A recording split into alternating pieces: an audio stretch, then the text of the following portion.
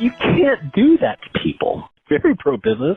I've never been offended by anybody making money, but it has to be legal, ethical, and moral. St. Johns County Commissioner Christian Whitehurst responds after the commission took urgent action against a local company causing air pollution. Liz Ryan has our top story. At last week's commissioners' meeting, residents in the Palencia area spoke out about air pollution coming from wood burning at Ancient City Wood Recycling. In response, the board expedited an emergency agenda item to address this public safety issue. County staff got to work with the county code enforcement, fire rescue, and growth management departments. I know that our fire department was out there last week after our decision, and they put the fire completely out. Early findings indicate the company was not in compliance with its special use permit. I've been in touch with staff prior to our phone call this morning, Liz, and again, they will not be allowed to continue to affect people's health in Palencia. They will be stopped from blowing smoke into those yards.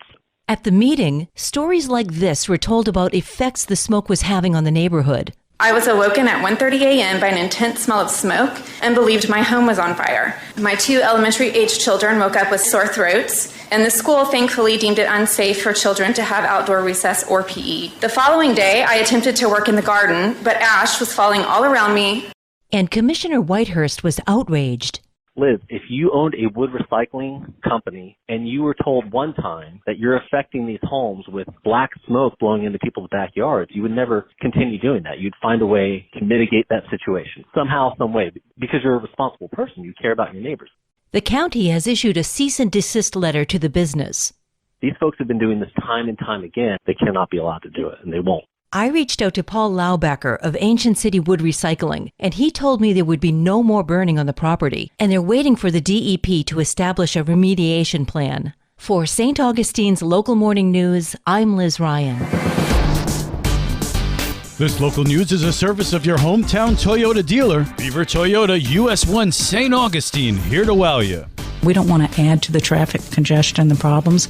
If we can get them out of the downtown district, have them go stay there, of course, but get them out and about, not using their cars and all, that's really kind of a goal. St. Johns County is entering its busy tourism season, and Darryl Moody is taking a look at how the county plans to grow with the industry. President Susan Phillips with the St. Augustine Convention and Visitors Bureau says the city's building a new parking garage at the corner of King Street and Ponce de Leon. I think the city is trying to really prepare for, the mobility, how the future is going to look. There's a lot of Florida Department of Transportation work being done on the bridges, infrastructure, traffic, and all of that. It's just that the growth occurred so rapidly. I think it kind of caught us all by surprise. And then you had COVID, and with COVID, even more folks said, I want to go to a nice, safe, beautiful place. Phillips says they're also trying to give tourists options beyond the historic district. We want to send more people to Ponte Vedra, more people out to the river region, to the agricultural region.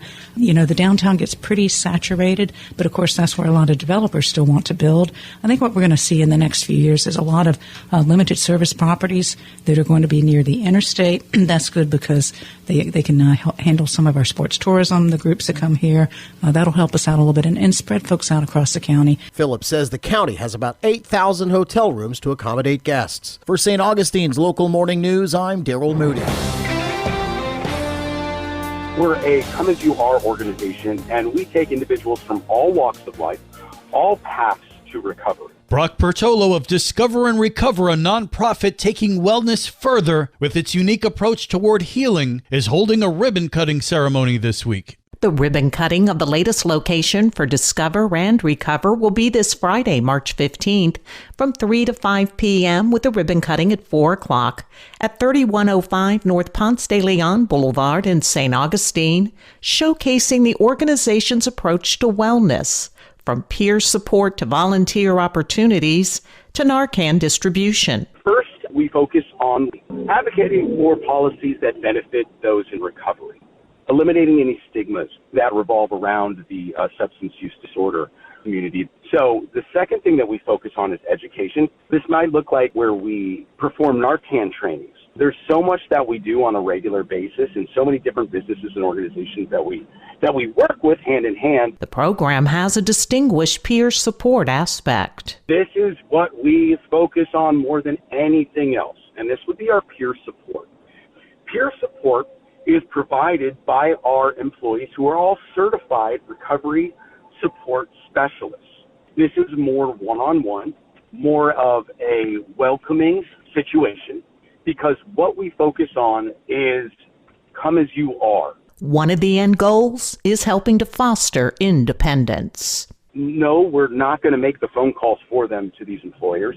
No, we're not going to write the resume for them. But what we are going to do is sit down right next to them and help them do so, hold their hand, and answer any questions that they may have along the way. For St. Augustine's Local Morning News, I'm Karen Johnson.